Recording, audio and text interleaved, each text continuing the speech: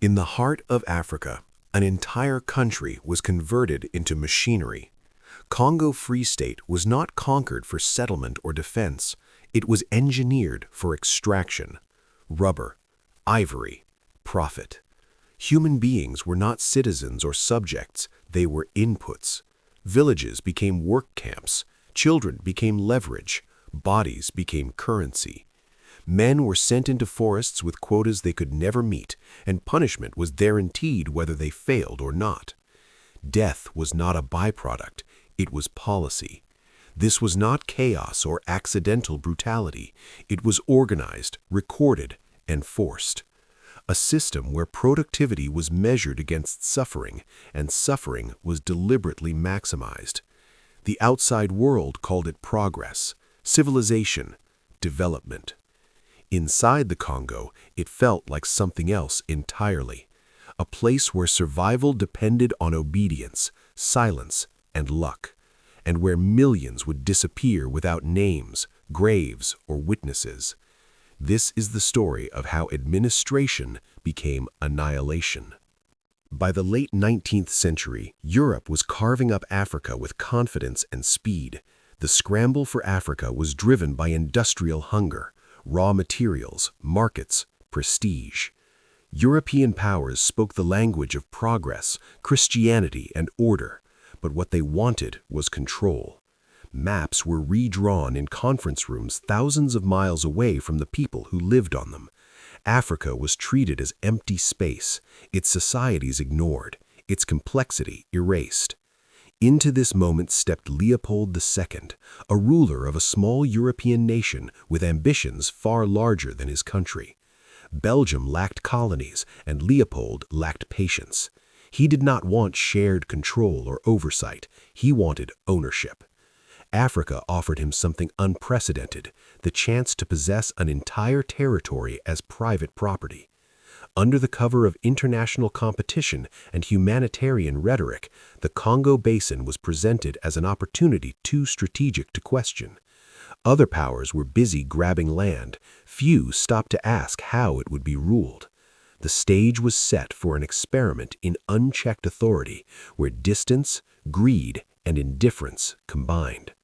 Before the Congo Free State existed, the world had already decided one thing clearly: African lives were negotiable. The Congo Free State was not a colony of Belgium, it was the private property of one man, Leopold II. Through diplomacy, deception, and relentless lobbying, Leopold convinced Europe that he was building a humanitarian project, an effort to end slavery, bring civilization, and open Africa to trade. In reality, he secured something unprecedented: absolute ownership of a territory larger than Western Europe, ruled without parliament, press, or accountability. The Congo answered only to him. No laws restrained him, no voters questioned him, no courts intervened. Leopold never set foot there, yet controlled it completely through agents, mercenaries, and corporate fronts. The land, resources, and people were legally his. This concentration of power was not accidental, it was the design. The Congo Free State functioned like a corporation with an army, where efficiency mattered more than survival. Every decision flowed downward from profit targets set in Europe.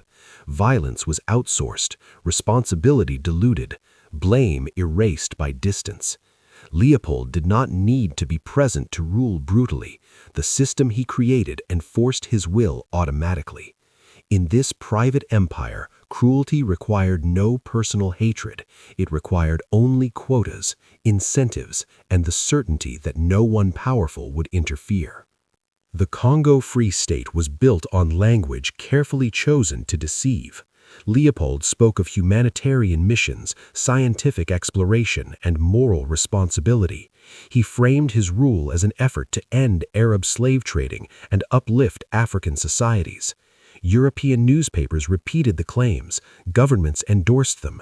Treaties were signed with chiefs who did not understand what they were surrendering. On paper, the Congo was a philanthropic experiment. In reality, those words functioned as armor. They blocked scrutiny and delayed outrage. Distance helped. What happened deep in the interior forests was invisible to European eyes and easy to deny. Reports of abuse were dismissed as exaggerations or rival propaganda. Leopold's agents wore uniforms and carried flags that symbolized progress, not terror. The lie was effective because it matched what Europe wanted to believe, that exploitation could be called civilization if wrapped in moral language. This illusion allowed extreme violence to operate without challenge. By the time evidence surfaced, the system was already entrenched, self-sustaining, and enormously profitable. The Congo Free State was not created through open brutality. It was constructed through denial, indifference, and the quiet agreement that suffering was acceptable as long as it remained distant, profitable, and disguised as benevolence. Rubber transformed cruelty into urgency. With the rise of bicycles, automobiles, and electrical insulation, global demand exploded. The Congo's forests were rich with wild rubber vines, and Leopold's administrators saw limitless profit. Quotas were imposed on villages, amounts no community could meet without abandoning farming, hunting, and rest. Men were forced into the jungle for weeks at a time, tapping vines until their bodies collapsed. Failure was not punished with fines or imprisonment, it was punished with death. Soldiers of the Force Publique enforced production with